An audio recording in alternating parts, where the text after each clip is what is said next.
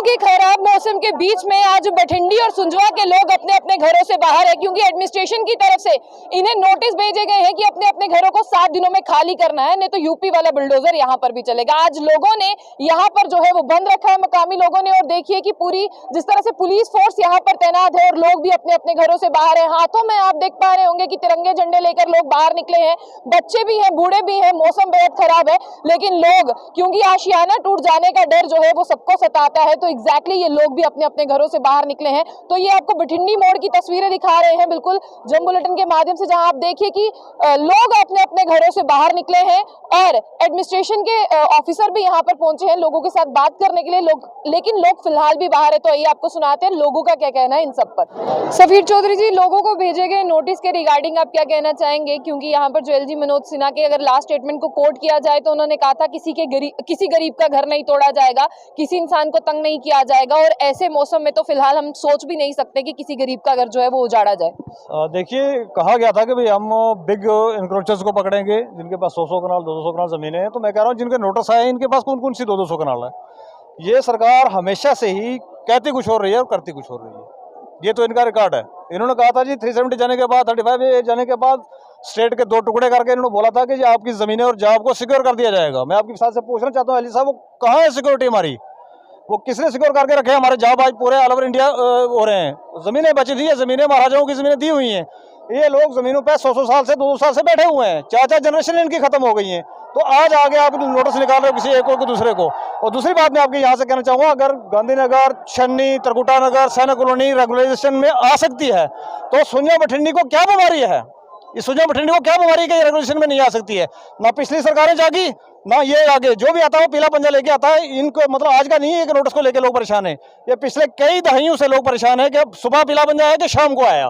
ये मतलब हमारे बच्चे पढ़ नहीं पा रहे इस परेशानी के आलम में। औरतों से काफी ज्यादा बात हुई, उन्होंने कहा कि हम 2 दिनों से सोए नहीं हैं, बच्चों के एग्जाम सर पर है, लेकिन बच्चे कंसंट्रेट नहीं कर पा रहे क्योंकि बच्चों को ऐसे लगता है ना जाने घर कब टूट जाए, बुलडोजर या जेसीबी कब चल जाए। देखिए, आपको याद होगा लास्ट ईयर भी, पिछले साल भी रात को अटैक किया गया था यहाँ पर, और ये रात को ही मशीन लेके निकलेंगे। हमें पता है इस बात के बारे में, ये कहते रहेंगे, आश्वासन देते रहेंगे कि भाई नहीं आएंगे, लेकिन इन्होंने आना है। और बठिंडी सुजमा को टारगेट पे क्यों रखा हुआ है उसका मैं लगता है कि इनको टारगेट करने का क्या मेन रीजन है? हमें इस बारे में पता, तो मैं आपसे क्यों पूछता हूँ? मैं एलजी साहब से पूछना चाहता हूँ कि क्यों टारगेट पे रखा हुआ? क्या इनको आप इंसान नहीं समझते? क्या इनको आप हिंदुस्तानी नहीं समझते? क्या इनको जम्मू कश्मीर के लोग नहीं समझते हैं आप? क्या अगर ऐसा है तो बता दीजिए। आज ये सारी पब्लिक यहाँ पर निकली है, बरसात का ये मौसम है, इस टाइम पे बिस्तर से आदमी नहीं निकलता है, और तो बच्चे लेके निकली हुई हैं। तो ये खुशी से आई हैं क्या? ये इसलिए आई है कि भाई हमारे साथ ये जो हर बार की तरह जो ये बना के तरीका डिवाइड कर दिया जाता है, ये क्यों किया जा रहा है? ये आपके साथ से हम भी एलजी साहब से पूछना चाहेंगे, रिक्वेस्ट करना चाहेंगे। बच्चे अगर आपके घर में हैं तो हमारे बच्चों को भी देखें आप।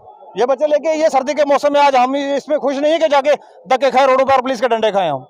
ये खुशी से हम नहीं निकले हैं। जिस तरह से 7 दिन का नोटिस दिया गया था, 7 दिन में से 2 दिन बीत चुके हैं, 5 दिन बाकी है। देखिए, मैं आपके साथ से कहना चाहूंगा, 7 दिन के अंदर एडमिनिस्ट्रेशन मांग क्या रही है? एडमिनिस्ट्रेशन कह रही है जमीन के पेपर लेके आओ। भाई जमीन के पेपर हमारे पास होते, जमीन के पेपर हम ला सकते होते तो हम रोडों पे किस लिए आते? फिर तो हम सीधे ऑफिस जाते ना पेपर लेके, भाई दिखाते आपको भी हमारे पास पेपर है। पेपर हमारे इसलिए नहीं बने क्योंकि गांधीनगर को रेगुलाइज किया गया, सैनिक कॉलोनी को रेगुलाइज किया गया, छन्नी को रेगुलाइज किया गया, जनीपुर को रेगुलाइज किया गया, गुजर नगर को रेगुलाइज किया गया। बठिंडी सुजमा को रेगुलाइज करने में क्या बीमारी है? हम इनकी कोई लेवी का कोई पैसा आता है गवर्नमेंट का, हम देने के लिए तैयार हैं। अगर गवर्नमेंट का खजाना खाली हो चुका है भाई, तो हम उसको भरने के लिए तैयार हैं। कोई एक जेन्युइन सी फीस रखी जाए, भरने के लिए तैयार हैं। हम तो इतना कह रहे हैं कि हमारे छोटे छोटे मकान हैं उनको मत तोड़ा जाए। अगर गरीब के घर पर बुलडोजर चलता है, क्योंकि 5 दिन में इम्पॉसिबल है डॉक्यूमेंटेशन प्रक्रिया को पूरा करना, इस प्रोसेस को आपने खुद ही कहा कि इसे डिनाई करते हैं, हम पूरा कर नहीं सकते, अगर डॉक्यूमेंट्स होते हैं हम वहां जाते हैं, हम यहाँ क्यों आते हैं? तो लेकिन अगर नहीं होता है, तो अगर बुलडोजर चलता है, तो ऐसे में लोगों का क्या रहेगा? क्योंकि बरसात का मौसम है, लोग कहाँ जाएंगे? देखिए, बुलडोजर की मैं आपके साथ से एक चीज कह देना चाहता हूँ, यहाँ से एडमिशन को कान खोल के आंख खोल के सुन लें, एक ईंट नहीं टूटने देंगे हम। एक ईंट हमारी लाशों में से गुजर के आपको ईंटें तोड़नी पड़ेंगी, ऐसे नहीं तोड़ने देंगे इस बार हम। बहुत सह लिया, बहुत देख लिया हमने, और हर बार इनसे गुहार लगा लगा के एक सरकार ने, जो भी सरकारें हैं, हमने गुहार लगाई हमारे को रेगुलाइज करो, नहीं किया इन्होंने। और इस बार अगर किसी ने सोचा कि हम ईंट तोड़ेंगे तो फिर तैयार रखना, जितने लगभग 50,000 लोग हैं बठिंडी सुजमा में, 50,000 गोलियां लेके आना, हम लोगों को मार देना, दफना देना, कहीं जला देना, कुछ कर देना। लेकिन जब आप लोग यहाँ पर घर बनाते हो, क्या एडमिनिस्ट्रेशन के लोग यहाँ पर आते हैं? क्योंकि उन्हें भी पता चलता होगा यहाँ पर नया घर बन रहा है, तो चलिए चल के देखाते हैं। बठिंडी सुजमा के लोगों के ऊपर से 4 बार चमड़ी उतारी गई है। ये लोग मिलिटेंसी में मारे, लोग भागे, यहाँ पर आए, यहाँ ऊपर 4-4 लाख रुपए 3-3 लाख रुपए लोगों ने जमीन खरीदी है। किसी से भी खरीदे, खरीद के बैठा है ना, वो इंक्रोचर कैसे हो गया? अब वो खरीद के बैठा, उसने बेचारे ने लोन लिए, कहीं से पैसा उठाया, कुछ उठाया, तो उसने मकान बनाया अपना। अब मशीन लेके आएगी गवर्नमेंट उसको तोड़ने के लिए। क्या गवर्नमेंट ने इससे पहले रेगुलाइज नहीं किया है? क्या रेगुलाइजेशन का फॉर्मेट जो है वो हिंदुस्तान के अंदर पहली बार आ रहा है? क्या पहली बार हम इसकी डिमांड कर रहे हैं? हिंदुस्तान के अंदर पॉपुलेशन बढ़ रही है, जमीनें घट रही हैं, और गवर्नमेंट ये हमेशा से करती है, ये कोई ना कोई ला लेके आती है, रेगुलाइज करती है।